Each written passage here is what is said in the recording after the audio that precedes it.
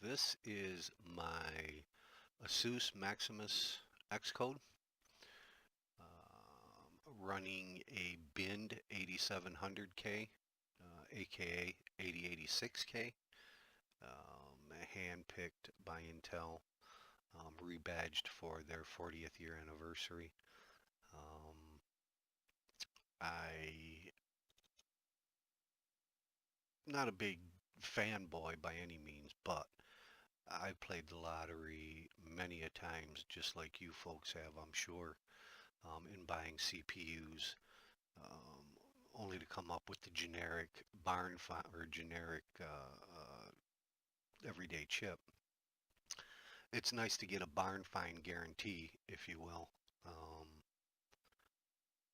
It's a nice chip. I'm running at 5.3 gigahertz. At 1.43 volts. I do have load line calibration running at level 6, so that's doing its job. And if you're going to overclock a chip, I highly recommend using LLC. It's a nice tool. Asus does a great job on their motherboards. I've been an Asus user for many years. I love the quality of their boards. Don't care too much for their diagnostic software, but I do love the quality of their boards. They're nice boards. They make a quality product. The memory DDR4 is running 4266 at 1.4 volts. I'm running 16 gigabyte. The graphics card is a EVGA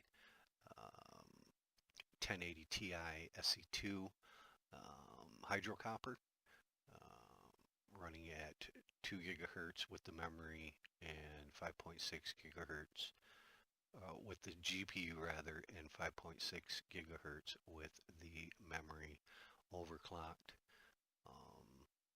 Nice card. Nice card. I've had it for about 2 years now. It's a great card. Very stable.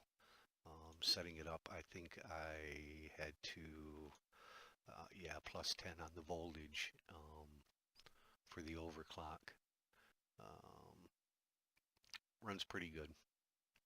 So, this is a delidded CPU. I have delidded it and used the Grizzly liquid metal. Gamers Nexus has a great video.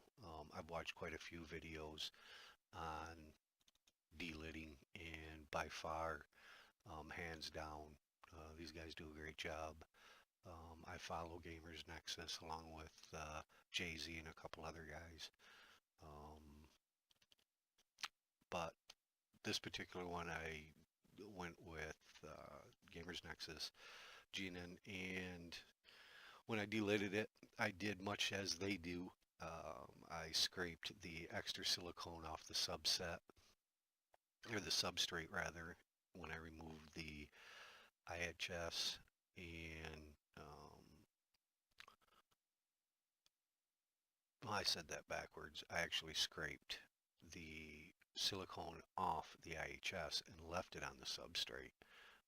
And when I resealed after applying my liquid metal, when I resealed the IHS back to the CPU or the substrate, I just used a little bit of silicon, high heat silicon, just on the ears of the IHS, on the sides, the two ears that your socket retaining bracket grab when they lock the CPU into the socket.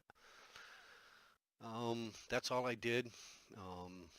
According to GNN, it's the best way to do it. It doesn't compromise and add more heat back to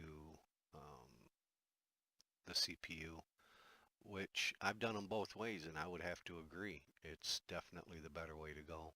Give it enough silicone to seal that on there, and nothing more. I mean, you want to hold it in place. I did use some clear fingernail polish on some exposed areas of the CPU before I applied the liquid metal, just to protect it. This tests pretty good. Temperatures are really decent at 5.3 gigahertz at 1.43 volts. I'm running in the low 70s. It's nice. Doesn't really get much higher than that under the loads I put it under. This is the biggest load I put it under. My gaming doesn't put it under these kind of temperatures. Most of the games I play keep it right around the low 40s. Now we hit a 193.83. That's not bad, considering I'm recording this in the background on the computer using NVIDIA's tool. Well, let's see what the CPU test at. Normally running the CPU benchmark, I would hit in the mid 190s to 199. I think I hit 200 once with, or 17. But with the video running, I don't think I'm going to hit that 1739, 1740. It's probably going to be, yeah, 1739. We hit 1718. Not bad.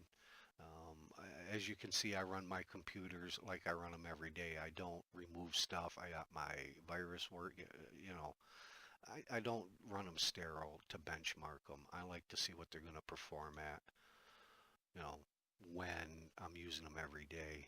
You know, you see these sterile tests out there, these guys using going to task manager under detail and pushing a Cinabench R15 to the foreground dedicated so they can get the best possible marks. No, real world application, there's the numbers, they don't lie. Here's my temperatures. Like I said, I don't set anything to a sterile environment. When I benchmark, I like to see real world numbers based on real world application. So my max temperature was 74 degrees C, and we are at 5.3 gigahertz. Like I said, I'm running the i7 Bind 8086 or 8700K at 5.3 gigahertz, 1.43 volts, and the memory at 4266 at 1.4 volts, running load line calibration level 6. I do have, testament to that is the difference in temperatures.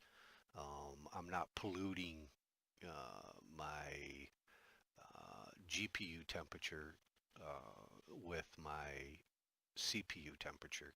I run a dual loop, one dedicated to the CPU, one dedicated to the GPU. We'll show you a picture here. Since I'm recording this on the computer, it makes it a little hard to show you the computer. There is the computer itself.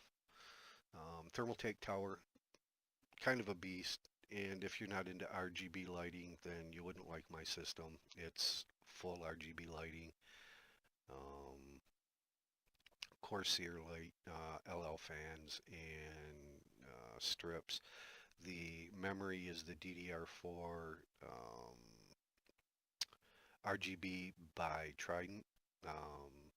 Real nice memory, very stable memory.